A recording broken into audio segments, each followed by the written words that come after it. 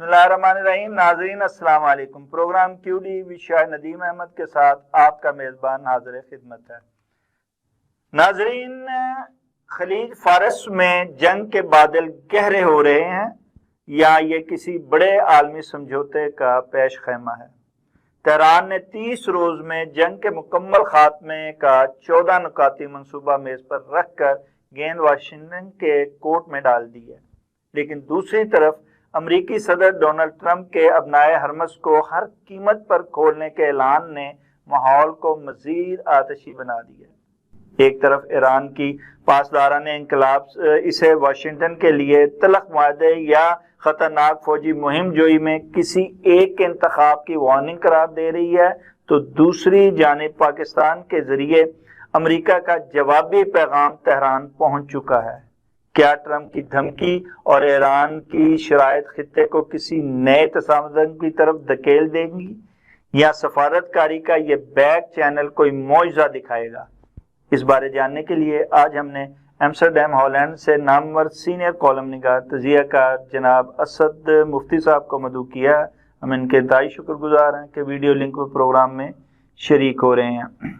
جناب اسد مفتی صاحب، صدر ٹرمپ کا ایک طرف مذاکرات تو دوسری جانب نائے ہرمز میں پھنسے جہازوں کو نکالنے کا اعلان، یہ کیا رنگ لائے گا اسد مفتی صاحب؟ Thank you for having me. شکریہ آپ کا بہت بہت. کافی دنوں سے کچھ اپنی مصروفیات کی وجہ سے میں نہیں آ سکا، لیکن بہرحال شکریہ. دیکھیے حضور، بات یوں ہے، میرے اپنے خیال میں ہوا یوں ہے. یہ سوال کا جواب آپ سے لوں، وہ مجھے بالکل ذہن سے نکل گیا کہ میں نے آپ کو مبارکباد دینی تھی. آپ جن مصروفیات، خوش کن مصروفیات میں مصروف تھے، آپ ماشاءاللہ ایک خوبصورت سی چاند جیسی بیٹی کے باپ بنے ہیں، تو اس کی آپ کو بہت بہت مبارکباد. اور ہمیں یہ بڑی خوشی ہے کہ جناب بیٹی اور ان کی والدہ جو ہے وہ خیریت سے ہیں. ہماری طرف سے ڈھیروں مبارکباد جناب. مجھے بھی بہت خوشی ہو رہی ہے، خاص طور پہ بچوں کی جو ہے وہ میرے لیے بہت بہت جو ہے وہ ہے دل میں اور ذہن میں ان کے لیے. تو بہت بہت شکریہ. تو بات یہ تھی، مجھے لگ رہا ہے کہ دونوں پارٹیوں نے جو کرنا تھا وہ کر چکے ہوئے. اب یہ جو آئندہ ہو رہا ہے یا جس کے لیے دھمکیاں دی جا رہی ہیں یا جو کہا جا رہا ہے، یہ میرے خیال میں وہی جسے گروپی کہتے ہیں، یا جسے آپ کہہ لیجیے کہ بھئی صرف خالی خوری نعرے اور خالی خوری باتیں، اور ہم اس میں کہتے ہیں نورا کشتی. مجھے کچھ یوں لگ رہا ہے. اب دیکھیے نا، 14 نکات کا آپ نے بات کی ہے. 14 نکات کے بارے میں پاکستان نے وہ پہنچا بھی دیا ہے. امریکہ نے اس پہ غور کرنا ابھی تک مناسب ہی نہیں سمجھا. اس نے کہہ دیا ہے کہ میں نے ابھی غور نہیں کیا ان پہ. تو اس لیے مجھے لگ رہا ہے کہ دلچسپی دونوں کی کم ہوتی جا رہی ہے، اور جن کا جتنا نقصان ہونا تھا وہ ہمیں پتہ چل گیا ہے کہ دونوں کا کتنا نقصان ہو چکا ہے. امریکہ جو ہے وہ لگ بھگ 100 بلین تک پہنچ گیا، اور ایران کا تو بیچارے کا جو ہے نیوی اور ایئر فورس، اور اس پہ جتنی جگہ پہ ان پہ بم گرائے ہیں اسکولوں ہسپتالوں پہ، اس کا حساب ہی نہیں. اور اسد مفتی صاحب، اس ویٹ اینڈ سی میں صدر ٹرمپ نے جو ہے وہ اپنے اعلان کے مطابق اپنا بحری بیڑا یا جہاز جو ہے جنگی جہاز وہ ابنائے ہرمز میں داخل کرنے کی کوشش کی، اور ایران نے جوابی جو ہے اس پر حملہ کرتے ہوئے میزائل داغ دیے. اب اس کے بعد جی ہاں یہی دیکھیے نا کہ اس نے آرام سے بیٹھنا گوارا نہیں کیا، اور بیٹھنا بھی نہیں جا سکتا ہے کہ ایک دم ختم کر کے تو واپس چلا جائے. حالانکہ اس نے کہہ بھی دیا ہے ٹرمپ نے کہ ہم واپس نہیں جا رہے ہیں، اور ہم خالی ہاتھ واپس نہیں جائیں گے. لیکن سوال یہ ہے کہ لے کے کیا جائیں گے، یا ابھی تک کیا لیا ہے؟ اور اس کے جواب میں ایران نے نہ صرف یہ بلکہ اس نے داغ دیا ہے، میزائل داغ دیا ہے. چین نے کہا ہے کہ اگر ہمارے جہازوں کو آپ نے ہاتھ لگایا تو ہم وہی کریں گے جو ہمیں کرنا چاہیے. اور اس کی 5 کمپنیوں کو امریکہ نے بین نے کہا ہے کہ اگر ہمارے جہازوں ہر جہاز سے وہ ٹیکس لے رہا ہے، یہ کوئی اس میں شک نہیں کہ ٹیکس زیادہ نہیں ہے، لیکن وہ لے رہا ہے. اور اس نے کہہ دیا کہ جو بھی گزرے گا اس سے میں اسی طریقے سے نبھانا جو ہم نے پلان بنایا ہوا اس کے مطابق. اور ٹرمپ جو ہے وہ اپنی فوجیں بھی بھیج رہا ہے، وہ کہہ رہا ہے کہ ہم زمین پہ بھی اترنے کے قابل ہیں اور اتر سکتے ہیں. تو میرا خیال ہے یہ جو ہم نے پلان بنایا ہوا ہے اس کے مطابق، اور ٹرمپ جو ہے وہ اپنی فوجیں بھی بھیج رہا ہے، وہ کہہ رہا ہے کہ ہم زمین پہ بھی اترنے کے قابل ہیں اور اتر سکتے ہیں. تو میرا خیال ہے یہی تو سب وہ باتیں ہیں جو وہ نہیں کریں گے یا نہیں کر سکتے کسی بھی وجہ سے، وہ وجہ آگے جا کے پتہ چل سکتی ہے. اسد مفتی صاحب، آپ نے بات کی اسرائیل کی، امریکہ کی. اس جنگ میں نہ امریکہ کی عوام کی تائید امریکہ کو حاصل ہے، نہ ہی اسرائیل کی پہلی دفعہ جو ہے تائید اسرائیل کو حاصل ہے. دونوں کو کوئی تائید جو ہے وہ حاصل نہیں ہے. اس لیے دونوں طرف احتجاج ہو رہے ہیں اس جنگ کے خلاف. آپ کیا سمجھتے ہیں کہ عوام کی آواز کو امریکہ اور اسرائیل دونوں سنیں گے، اور کیا عوامی فیصلے کو ترجیح دیں گے یا اپنے مفادات اور اپنے اہداف کو پورا کرنے کو ترجیح دیں گے؟ دیکھیے، عوام جو ہے کسی بھی ملک کے اور خاص طور پہ امریکہ کے، وہ جنگ و جدل کی طرف جو ہے وہ نہیں دیکھتے، وہ اپنے ملک کے حالات دیکھتے ہیں. جنگ و جدل کو جو ہے سیاست دانوں پہ چھوڑا ہوا ہے، سیاست دان کرتے ہیں، چاہے وہ ویتنام ہو، کوریا ہو، ایران عراق ہو، یا وہ کیا صدام حسین ہو، وہ ان کا ہے. اگر ملک پہ ان کی معیشت پہ کوئی اثر نہیں پڑتا اور ان کے پاس جو ہے روٹی کپڑا اور مکان کے لیے کوئی مسئلہ پیدا نہیں ہوتا، تو وہ بہت کم دیکھتے ہیں. وہ پارٹی جو ہے وہ اپنے امیدوار کو ہٹا کے کسی دوسرے امیدوار کو لے آتی ہے. لیکن اسی صورت میں جب ان کو تمام ایجنسیاں مطلع کریں، ان کو بریفنگ کریں کہ بھائی صاحب یہ ہو رہا ہے یا یہ ہونے والا ہے، جیسے کہ روس امریکہ کے جھگڑے میں جو ہے اس نے ان کو دیا بریفنگ کی کہ کیسے یہ جھگڑا ختم کیا جا سکتا ہے. جیسے چائنا اور روس کا جو جھگڑے کا جو انہوں نے مدد کی کہ بھئی کیسے جو ہے چائنا کی مدد کر کے تو روس کو ختم کر رہے ہیں اس حساب سے. تو یہ مسئلہ ہے پارٹیوں کا. عوام جو ہے وہ بہت کم توجہ دیتی ہے، وہ اگلی بار اسے ووٹ نہیں دیتی، اور یا اگلی بار جو ہے وہ جو بھیجتی ہے کانگریس میں اپنے نمائندے، وہ اس جماعت کے نہیں بھیجتی. یہ تو امریکہ کا ہے. ایران کا مسئلہ ذرا کچھ دوسرا ہے. یعنی وہاں جمہوریت جو ہے وہ نہیں ہے جو ویسٹ میں ہے یا جسے ہم جمہوریت کہتے ہیں. اب دیکھیں نا، اتنی دیر سے وہ ایک ہی رول چلا آ رہا ہے، ایک ہی رجیم چلی آ رہی ہے. وہی بھئی آپ چینج کر کے دیکھیں، اب دنیا کہاں کی کہاں پہنچ گئی. آپ کے پاس تیل ہے، نہ کچھ لینا کسی سے نہ دینا. آپ کھل کے لوگوں کو آزادی دیں، کھل کے لوگوں کو نئی ٹیکنالوجی دیں، خود کو پڑھنے کے لیے دیں. اب وہ آئے دن چھوٹے چھوٹے بچوں کو کسی نے کچھ کر دیا، کچھ کہہ دیا، ان کو پھانسیوں پہ لٹکا رہے.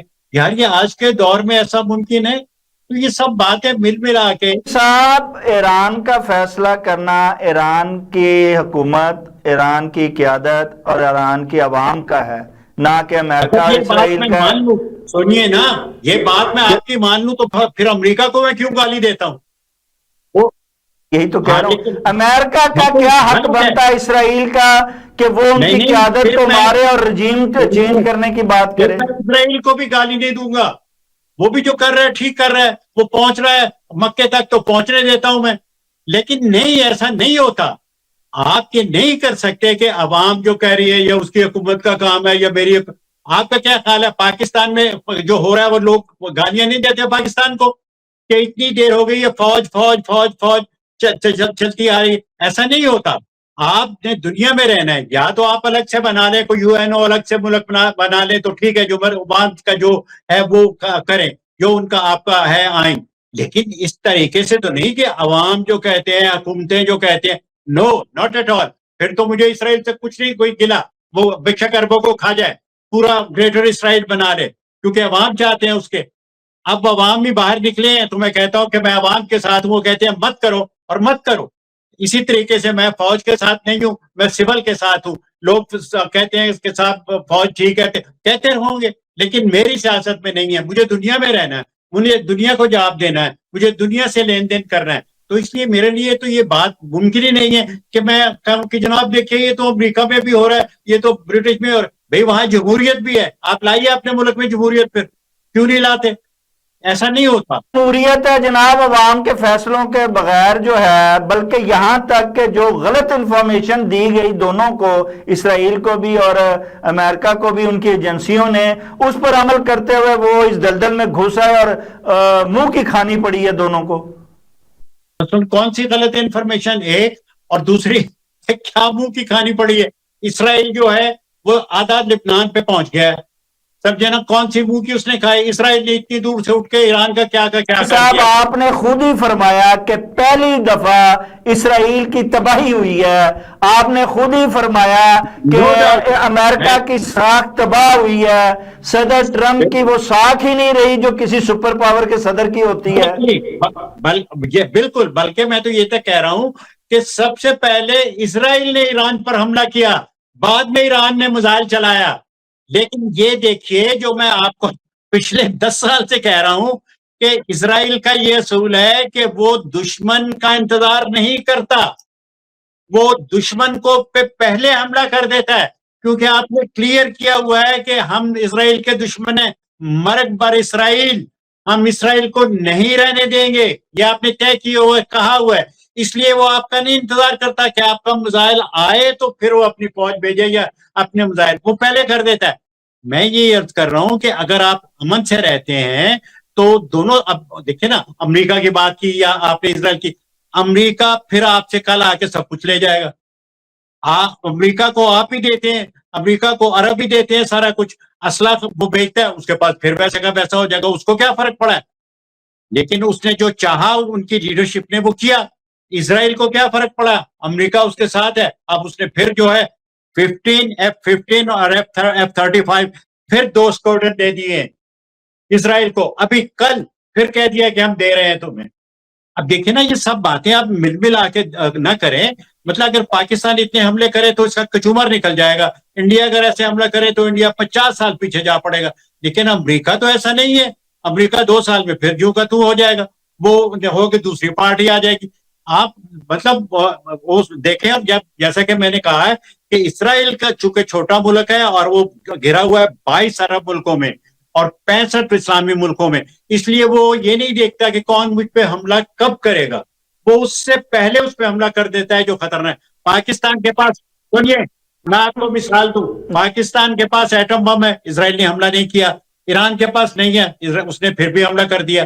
تو اس کو انفارمیشن ہے نا، ان کی جو ایجنسیوں نے انفارمیشن دی ہوئی ہے تو تبھی کیا ہے نا. مفتی صاحب لیکن یہ انفارمیشن نہیں تھی کہ وہ اتنی مزاحمت کرے گا اور اتنا نقصان واپسی پہ ان کو اسرائیل کو اور امریکہ کو پہلی دفعہ خلاف توقع، پہلے وہ جب بھی حملہ کرتے رہے انہیں اس کے اپنے مفادات بھی حاصل اور اتنا نقصان بھی کبھی نہیں ہوا، نہ ہی اگلے کی اتنی جرت ہوئی کہ وہ جوابی کارروائی کر سکے. یہ پہلی دفعہ ہوا کہ ایران ان کے سامنے ڈٹ کر کھڑا ہوا اور آج تک ڈٹا ہوا ہے. بالکل، بہت سی باتیں پہلی بار ہوئی ہیں، پہلی بار دفعہ ہوئی ہیں. اور جیسا کہ میں نے کہا آپ کو کہ اس امریکہ کا جو حملہ ہے وہ روس کا یوکرین پہ حملے سے بھی تعلق ہے. ایران نے جو کیا، جو لیا، جو سنا، جو کیا، اپنا سارا جو اس نے جیت دکھائی یا جیتا، وہ روس کی وجہ سے جیتا. لیکن اگر روس کا اور یوکرین کا نہ ہوتا تو حالات بالکل دوسرے ہوتے. امریکہ نے رشیا کو کہا کہ آپ بند ہو جائیں تو اس نے کہا کہ آپ بند ہو جائیں تو ہم بھی بند ہو جاتے ہیں. اسی حساب سے جو ہے اگر ان کے تعلقات اچھے نہ ہوتے، یوکرین کے اور روس کے تعلقات اچھے ہوتے تو بات پھر آپ کے ہاتھ، ایران کے ہاتھ میں نہیں تھی. ایران اتنی دیر کھڑا نہیں ہو سکتا تھا. لیکن کسی بھی طریقے سے یہ تو ہم نہیں کہہ سکتے کہ ان کو یہ خبر نہیں تھی، ملی نہیں یا کیا ہوا، وہ روس سے سب کچھ لے کے کھڑا ہو گیا. اس کے بعد چین کا تیل جو ہے بہت بڑا ہے، اس نے کوئی پیسہ نہیں لیا اپنا چین سے، اس کو تیل جو ہے وہ دیتا رہا. اب وہ پیسہ بعد میں لے لے گا. چین بھی اس کے ساتھ ہو گیا اور روس اور چین نے مل کے امریکہ کو پکڑا. ایران اکیلا کیا کر سکتا تھا؟ آپ کا کیا خیال ہے؟ ایران اکیلا جو ہے کچھ کر سکتا ہے؟ ایسا نہیں ہے، ایسا کبھی بھی نہیں ہوگا، اب آئندہ بھی نہیں ہوگا اگر ایران کے ساتھ کوئی اور نہ کھڑا ہوا تو. میں یہ کہنا چاہتا ہوں، آپ یہ دیکھیں نا. جی فرمایا جہاں بہت سی چیزیں نہیں ہوئی ہیں اس میں ایک چیز نئی یہ بھی ہوئی ہے کہ پہلی دفعہ پاکستان بطور ثالثی جو ہے چودھریوں میں شامل ہوا ہے اور اس نے ہم بات اب پاکستان کی بھی کر لینا اپنا اسد مفتی صاحب، کیا پاکستان جو ہے جب یہ ثالثی کا اسے موقع ملا ہے اور اسے یہ اہمیت ملی ہے اس جنگ میں، تو ہمیں اس کو بھی فراخ دلی سے مانگ لینا چاہیے؟ نہ انڈیا مان رہا ہے، نہ اسد مفتی صاحب آپ ماننے کے لیے تیار ہیں. کیا وجہ ہے اس کی جناب؟ ہم یہ دیکھتے ہیں کہ کیا جب یہ ساری صورتحال ہو رہی ہے تو کیا اس میں پاکستان جو ہے اس کے لیے کیا چیلنجز ہو سکتے ہیں اس صورتحال میں؟ ہمیں اس پر بھی تو بات کرنی چاہیے. آپ دھمکیوں انڈیا سے مقابلہ کر رہے ہیں یا جو ایران، اسرائیل اور امریکہ کی آپس میں دھمکیاں ہو رہی ہیں؟ بھائی وہ دیکھیے نا، جو پاکستان کو انہوں نے بنایا معتبر یا اس کے ذمہ کام لگایا، وہ پاکستان کے کردار کی وجہ سے کیا نا، کہ وہ کہہ رہا تھا کہ ان کو پرائز ملنا چاہیے، ان کو نوبل پرائز ملنا چاہیے، ان کو یہ کرنا چاہیے. یہ باتیں جو ہے ان کے حق میں جاتی تھی. دوسرا، اس نے بلوچستان جو ہے دونوں نے مل کے، پرائم منسٹر نے اور چیف نے ہمارے، وہ ان کے حوالے کر دیا. ان کو باقاعدہ دکھایا گیا کہ یہاں کیا کیا مدنیات ہیں، کیسے کیسے ہیں. ان دنوں تو بہت گرمی سردی تھی نا، اور پیٹرول کا جو ہے اس نے اوپنلی کہا تھا، مجھے اچھی طرح یاد ہے اس نے، ٹرمپ نے، کہ یہاں سے پیٹرول دوسرے ملکوں میں جایا کرے گا. تو یہ بہت بڑے لالچ تھے پاکستان کو، جو اس کی سمجھ میں نہیں آیا کہ یہ مجھے کیوں ایکسپلائٹ کر رہا ہے. دیکھیے، میں پاکستان یا کسی بھی سری لنکا یا بنگلہ دیش کو بھی آئیدر مان سکتا ہوں اگر ان کی اپنی ملک کی حالت سٹرونگ ہو. میں یہ عرض کرنا چاہتا ہوں کہ پاکستان جو ہے، یہاں جو اخباریں لکھ رہی ہیں کہ وہ قرض لینے والا ملک بن گیا ہے. ہمیشہ قرض لینے والا ملک لکھا جاتا ہے اس کے لیے کہ وہ بن گیا ہے. اچھا، پھر اس کے بعد ایک اخبار نے لکھا ہے کہ حال آج کل یہ ہے، وہاں شارٹیج پیٹرول کی اتنی زیادہ ہے کہ لوگ پارٹیوں میں پیٹرول کی خوشبو لگا کے جاتے ہیں. تو یہ باتیں ساری جو ہیں پاکستان کو سوٹ نہیں کرتی. بڑی جی صاحب، پیٹرول کی خوشبو لگا کے جاتے ہیں. بھائی جرنلزم ہے، یہ بات بڑھ کے کی جاتی ہے، کارٹون بڑھ کے بنائے جاتے ہیں. اب ایسا ممکن تو نہیں ہے کسی کو اچھی لگتی ہے خوشبو اس کی. تو یہ تشبیہ بھی تو صحیح ہے. بھارت میں لائنیں لگی ہیں، پیٹرول مل نہیں رہا، بات پاکستان کی جاتی ہے کہ یہاں پیٹرول مل رہا ہے لیکن مہنگا ہے. سنیے، آپ جو کہیں گے بھارت کے بارے میں، وہ کوئی نہیں دنیا مانے گی. دنیا لکھ رہی ہے، یورپ کے اخبار کے 70 سے 90 دن کے لیے ان کے پاس ذخیرہ ہے. ایک ٹیلی فون، اس کا لفظ ہے کہ ٹیلی فون سے پیٹرول مل جاتا ہے. پاکستان میں آپ کا جو وزیر ہے، انہوں نے ذکر کیا ہے، پرویز نام کا کوئی وزیر ہے، اس نے کہا ہے کہ 5 سے 7 دن کا ہمارے پاس جو ہے سٹاک ہے، ذخیرہ ہے. اور ایک بات جو اس نے خود بھی مزاح کے طور پہ لکھی کہ ابھی چند دن قبل اسی وزیر نے کہا تھا کہ ہمارے یہاں پوزیشن پیٹرول کی بہت مستحکم اور بہت شاندار ہے، کسی قسم کا کوئی پرابلم نہیں. انہوں نے کہا تھا کہ 3 مہینے کا پیٹرول ہمارے پاس ریزرو ہے. 5 سے 7 دن کا اب اس نے کہا ہے. اس نے پہلے انہوں نے ہی کہا تھا کہ ہمارے پاس 2 مہینے کا پیٹرول ریزرو ہے. اب ہم اس پہ آ جائیں گے، ایک بار آپ وہ کر کے دیکھ لیں کہ شاید میں ہی غلط ہوں، انہوں نے غلط لکھ دیا ہے. فرما رہے ہیں آپ، درست فرما رہے ہیں. پہلے اسی وزیر نے 2 ماہ کہا تھا، اب اسی وزیر نے کہا 7 دن کا ہے. درست فرما رہے ہیں. بات یہ ہے مفتی صاحب، ہمارا پیٹرول رکا ہی نہیں ہے. ہم ثالثی ہیں، ہم نے جناب دونوں طرف بڑا اہم کردار ہے. ہمارے جہاز، ہم نے تو دوسروں کو اپنے جھنڈے لگا کے جہاز دیے ہیں، ہمارا تو پیٹرول رکا ہی نہیں ہے. یہ تو مصنوعی قلت پیدا کی ہے مصنوعی مافیا نے. مصنوعی مافیا نے، جو یہاں کے مافیاز ہیں، اشرافیہ ہیں. پاکستان نے مصنوعی قلت پیدا کی ہے، یہ کہہ رہے ہیں آپ؟ اچھا ٹھیک ہے. پاکستان کی اشرافیہ مافیا نے کی ہے. انہیں کی تو حکومت ہے. اب فوج سے ہٹ کے تو کوئی نہیں کر سکتا. کیا فوج کو پتہ نہیں ہے کہ کون کر رہا ہے؟ میں کہہ رہا ہوں کہ ایک سیکنڈ، فوج کو، یہ جو اشرافیہ ہے یہ الگ ہے. میں یہ پوچھ رہا ہوں جو مافیا ہے اس کا فوج کو علم نہیں ہے؟ نہیں، فوج کا علم ہے. فوج کا کام اشرافیہ کو پکڑنا تو نہیں، یہ تو میاں شہباز شریف کا کام ہے. فوج کا کام سرحدوں کی حفاظت کرنا ہے. صلح کرانی सुलह करानी भी प्राइम मिनिस्टर का सिविल का काम है, उस पे तो वो बहुत भाग के जाता है कमांडर इन चीफ। ये छोड़िए बहस, हम बच्चों वाली बहस शुरू कर देंगे कि जनरल को पता है कि नहीं, सबको पता है, सब कुछ जानते हैं, लेकिन आपको ये चीज सूट करती है इसलिए करें। यूरोप तो ये लिख रहा है जो उनके ख्याल में तंज है, वो कह रहे हैं कि थ्री पीस सूट पहन के लोग आजकल साइकिल पे जा रहे हैं, वो कह रहे हैं कि रक्षे को हाथ दे के खड़ा कर रहे हैं थ्री पीस सूट पहन के। तो ये सब बातें पेट्रोल की किल्लत से जोड़ रहे हैं।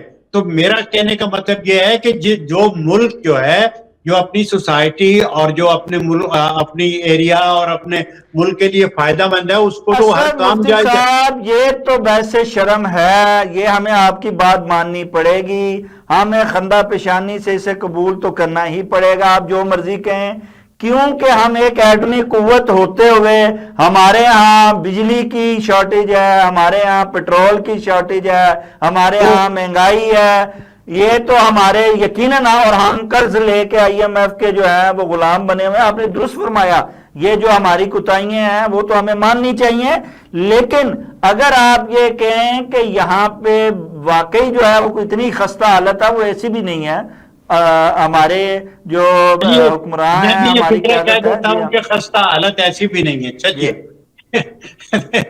इससे अगर आपकी तसल्ली होती है तो मैं भी कह देता हूं। जी मुफ्ती साहब, बात आगे लेके चलते हैं कि क्या आप ये देखें कि अगर देखें सालसी हो रही है, ये किरदार अदा कर रहा है, दुनिया मान रही है, और अगर ये सालसी के बावजूद भी तेहरान और वाशिंगटन में आप सोचें अगर दोनों तरफ वो मामलात नहीं तय होते और इसी तरह एक दूसरे को शराइत पर गौर खोज करता और दोनों ही मुस्तरद कर देते हैं, तो जरा सोचिए कि मशरिक़ वुस्ता में एक बड़े पैमाने पर क्या एक बार दोबारा जंग शुरू हो सकती है।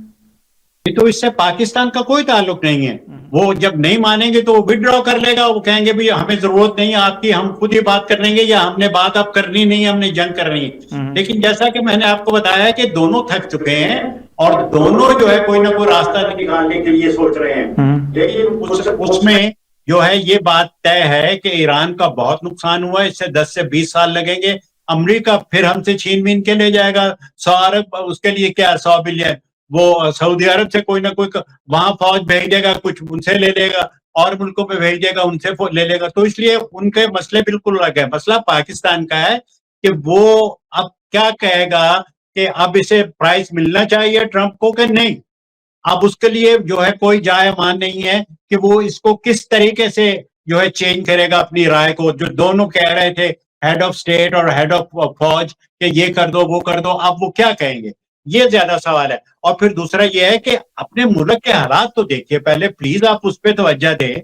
आप जो है 30 बार जा चुके हैं IMF के पास, 30 बार, तो ये दुनिया का रिकॉर्ड है कि भाई पाकिस्तान सबसे ज्यादा है। तो ये सब बातें आप किस तरीके से हजम कर सकते हैं बगैर किसी का, सिर्फ इसलिए कि जी वो उसमें सालसी है, जी इसका इधर पैगाम उधर पहुंचा देता है। लोग उसे डाकिया कहते हैं जिसे आप सालसी कहते हैं। कोई आपकी उसकी राय उसमें शामिल करते हैं, कोई उसकी बात उसमें शामिल करते हैं, नहीं करते। तो फिर जो है लोग ये ना कहें तो क्या कहें कि कर्ज से चलने वाला मुल्क, ये इसकी सुर्खी लगती है। तो मतलब अगर आप खुश हैं तो मुझे तो कुछ नहीं, मैं तो सिर्फ आपको बता सकता हूं कि लोग पाकिस्तान के बारे में ये कह रहे हैं, आप जो समझते हैं वो ही रखिए, ताकि रहना तो आपको है और करना तो आपको है, जवाब तो मुल्क को आपको देना है, इसलिए आप वो ही करिए जो आप करना चाहते हैं, और जब रह जाएंगे तो फिर बात करेंगे।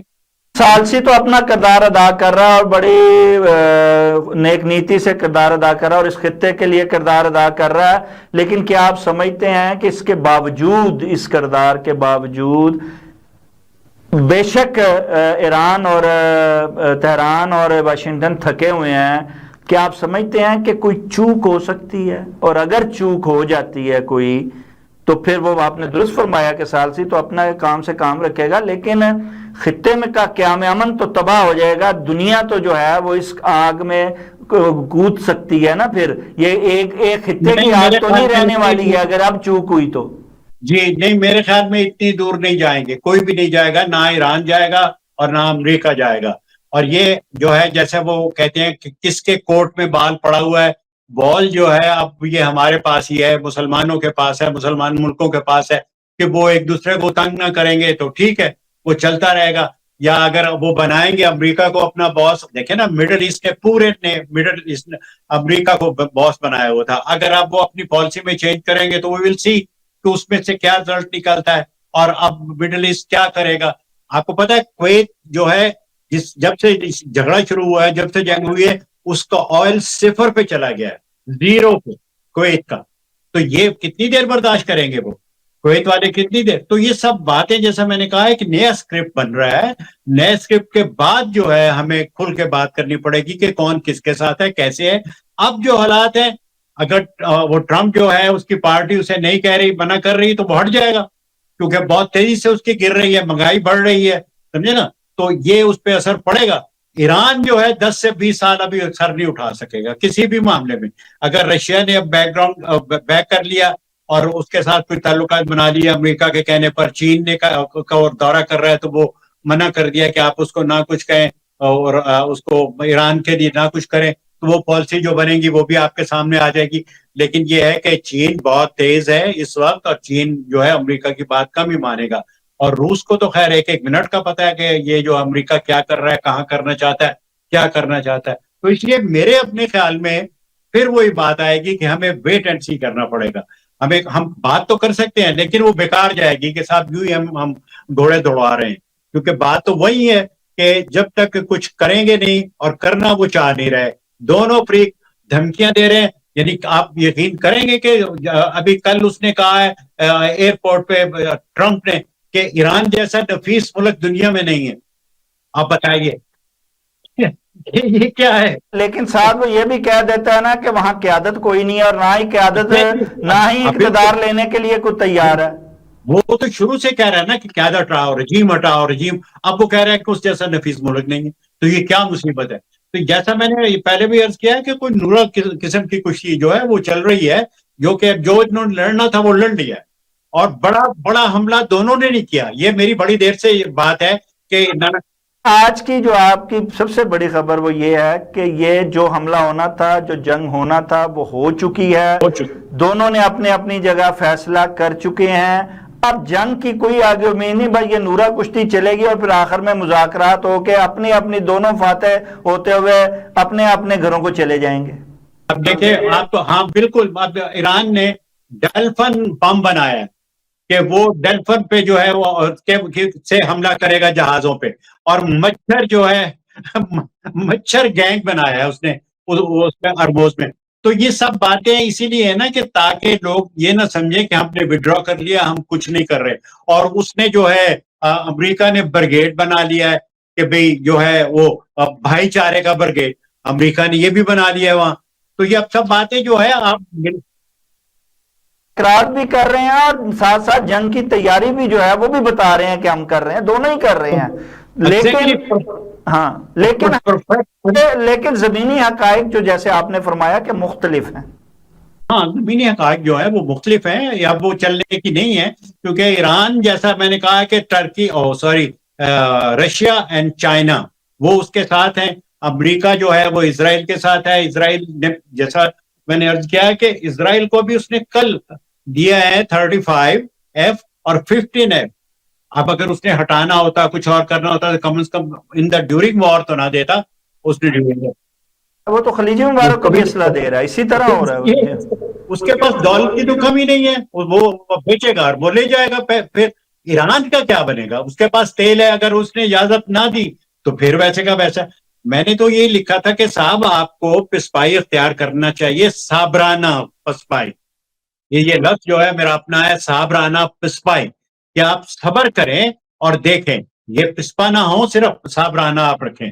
تو اس میں جو ہے آپ کھڑے ہوں, آپ کے پاس تیل ہے, اور مطلب یہ ہے کہ آپ کو کوئی اتنی دور جا کے لڑنے کی ضرورت کیا ہے؟ مجھے سمجھ میں نہیں آیا ایران کے لیے. اب وہ سالہ وہاں سے اٹھ کے اسرائیل تو ایران پہ آ رہا ہے کہ جی ہم وہاں جا کے مار. تو یہ سب باتیں مسلمانوں کو سوچنی چاہیے جنرلی, اور بات بڑی ہوئی ہے کافی اندر خانہ. یہ ہے کسی وقت آپ پروگرام رکھیں کہ ایکچولی یہ جو کرسچینٹی ہے اور جو مسلمزم ہے یہ کس حد تک تنگ ہے, یہ کرسچینٹی کس حد تک تنگ ہے. اسد مفتی صاحب, ناظرین, پوری دنیا کی نظریں اب تہران اور واشنگٹن کے اگلے قدم پر جمی ہوئی ہیں, کیونکہ یہاں ہونے والی معمولی سی چوک نہ صرف عالمی معیشت بلکہ عالمی امن کو بھی تہ و بالا کر سکتی ہے۔ اس کے ساتھ ہی پروگرام کا وقت ختم ہوا چاہتا ہے۔ اپنے میزبان شاہ ندیم احمد کو اجازت دیجیے۔ آپ کا، ہمارا، ہم سب کا اللہ نگہدار۔